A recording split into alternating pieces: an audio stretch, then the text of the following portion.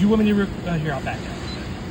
So, to log into the maintenance mode, which only really you should have access to, or someone with your, okay. with You your don't have to equivalents. lock, yeah. Nobody's gonna touch it anymore. 85296. Enter.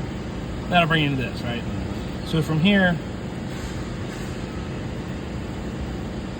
we can go to our I/O, and that's where I have this enable offline input that you're talking about, where they can remotely from the PLC enable or disable the printer, the labeler. Oh, okay. Now that's not going to be as important anymore, because that was only important if we didn't add the sensor on here, but Right. we did. Right. Because basically, if you had that condition where it thought there was a label there and there wasn't, online offline would clear the machine of any. So, Okay.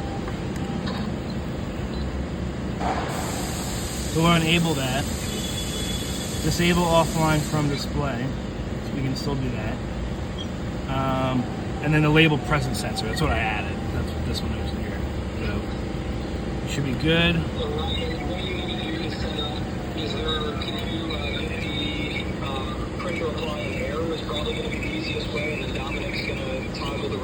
Yeah, so currently I have the labeler offline, so we're not receiving a 24-volt signal yet for the online offline, which is okay. We don't need that yet, but I enabled that mode, so it's currently sitting offline.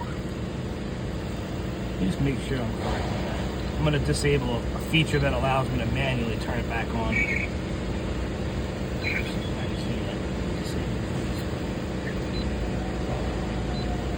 Dominic, do you have time to get the logic in so that way the white stays hot, or is that something that we're just going to leave disabled now at the label applicator, and if we have to do something later on down the road, we'll have to make a modification to the label applicator?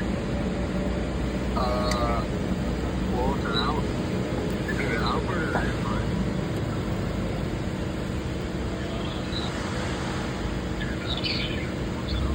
Yeah.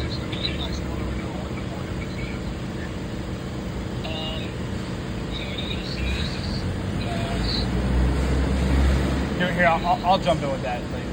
So, Dominic, originally it was because if we weren't going to use the label on tamp sensor, it was a way for us to clear the machine from thinking that it had a label on the pad. So you'd have to toggle it offline and then turn it back online, and then the machine would reset itself. It's not the same as like reset, because reset is just for resetting an alarm. In that condition before, where you were always seeing the cycle end contact high, that wasn't an alarm. It thought that it thought that it had a label on the tamp pad, and the only way to clear that condition would be to either tamp the machine, like send it a trigger signal, or to put it offline and back online. Now that we have the tamp signal, it's not as important. But if you wanted to use it, you can. In case you have some error where in the future you want to. It's like a backdoor thing in case you need it.